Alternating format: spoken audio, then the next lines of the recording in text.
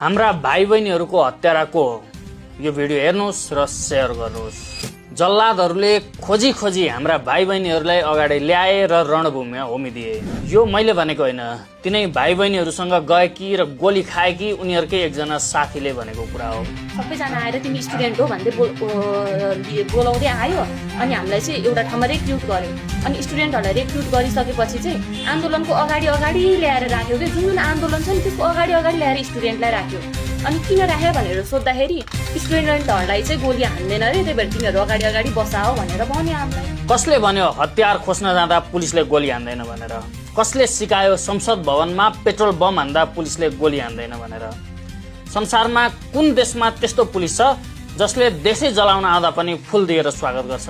सार्वजनिक सम्पत्तिको संरक्षण र पुलिसको आत्मरक्षाका लागि गोली चलाउन प्रहरीले धेरै माथिको आदेश कुर्दैन, गोली चलाउँछ। त्यो बेला आदेश लिन थालेको भए प्रहरीले आफ्नो हतियार जोगाउन सक्दैन थियो।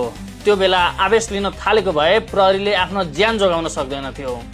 आगोमा पसेपछि पोल्छ भन्ने जत्तिकै स्वाभाविक कुरा हो देशको सम्पत्ति जलाउन गएपछि पुलिसले एक्सन लिन्छ भन्ने कुरा। हाम्रा भाइ बहिनीहरूलाई फकाएर कसैले आगोमा धकेल्यो भने हामीले आगोको मालिक खोज्ने होइन, धकाल्ने मान्छे खोज्ने हो, ती जल्लादहरूलाई खोज्ने हो। आन्दोलन कसरी अगाडि बढ्यो भन्ने कुरा पनि उनै बहिनीको भिडियोबाट प्रष्ट हुन्छ। सुरुमा त केही आन्दोलन जस्तो फिलिङै भएको थिएन क्या, फिलिङ पनि आउन पर्ने रहेछ अब के भन्नु होइन। त्यो बेला उनीहरू माइती घरमा थिए। त्यो बेला पुलिस पनि साथी जस्तै थियो, उनीहरूलाई शान्तिपूर्ण प्रदर्शन गर्न भन्दै थियो। यहाँसम्म आन्दोलन आयोजककै नियन्त्रणमा थियो। बहिनीले भने जस्तै उनीहरूलाई त्यो आन्दोलन जस्तै लागेको थिएन। जब बाहिरबाट तयार भएका हाइज्याकरहरू आए त्यसपछि त्यो भिड बानेश्वरतिर हिँड्यो, निषेधित क्षेत्र तोड्न प्रयास गर्न थाल्यो। त्यसपछि चाहिँ टियर ग्यास फाल्न थाल्यो। टियर ग्यास फाल्न थालेपछि चाहिँ लौ अब चाहिँ एक्सपिरियन्स आउन थाल्यो। आँखाबाट आँसु धर आउन थाल्यो। केटाकेटीलाई फ्रन्टमा राखेर ढाल बनाउने र आफ्नो उद्देश्य पूरा गर्ने भनेर केही दिन अगाडि नै सोसल मिडियामा छलफल भएको थियो।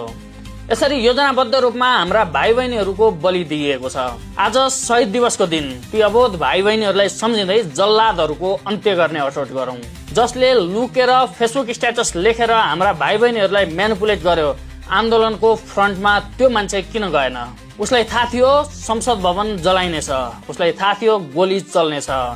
सायद मृत्यु हुनेहरू तिमीहरूका भाइ बहिनी भएको भए तिमीहरूले लासमाथि यसरी राजनीति गर्ने थिएनौ।